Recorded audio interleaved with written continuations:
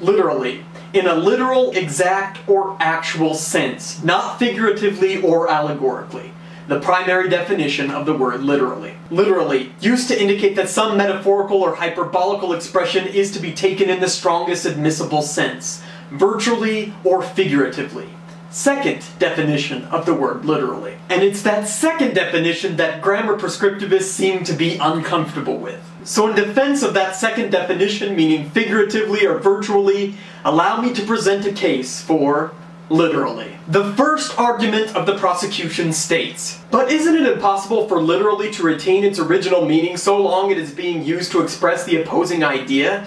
And won't having two opposing definitions cause confusion? Actually, English has quite a few words that simultaneously hold one meaning and its polar opposite. They're called auto-antonyms, or contronyms. For example, I can cleave a tree in two with my axe, or as Genesis suggests, I can cleave unto my wife. One definition means to divide, while the other definition means to bring together. Despite having one word with two opposing definitions, both definitions have remained intact. And given the fact that context, among other things, helps to determine meaning, ambiguity and confusion are unlikely. I submit that literally, like many other auto-antonyms, such as dusting the furniture by removing dust, but dusting a cake by adding dust, can maintain both definitions while still maintaining low levels of ambiguity. The second argument of the prosecution states that the original definition of the word literally is in an actual sense, and therefore if you use it in any other way, you're using it wrong.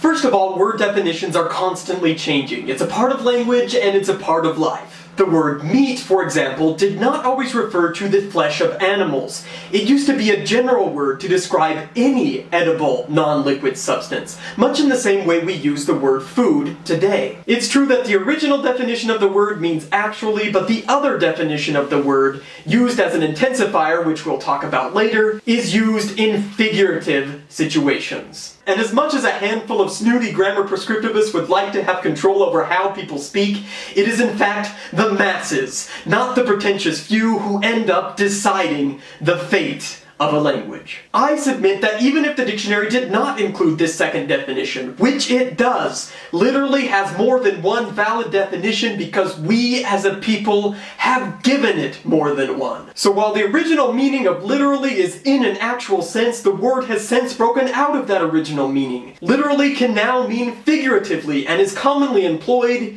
as an intensifier. An intensifier is a word that has little semantic content of its own, but is used to intensify the meaning of a word or phrase which it modifies. A couple of examples of intensifiers are so, as in I'm so tired, and dead, as in you're dead wrong. Very and really are also intensifiers, but unlike so and dead, very and really have quite a bit in common with literally. Very, from the Anglo-Norman vrai, cognate with the modern French word vrai, used to have the meaning of truly or actually, and really, coming from the word real, had a similar meaning. Now both words are often just used as intensifiers, although the original meanings of the words are still employed in some contexts. When you say I'm really excited, you don't mean that in all reality or truthfulness you are excited. You mean, my level of excitement surpasses that of just being plain excited.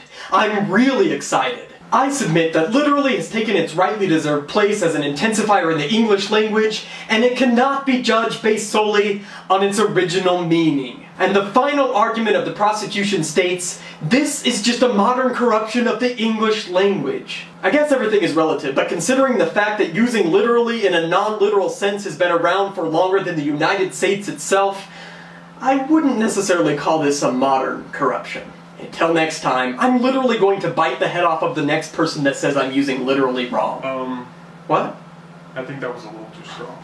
Come on.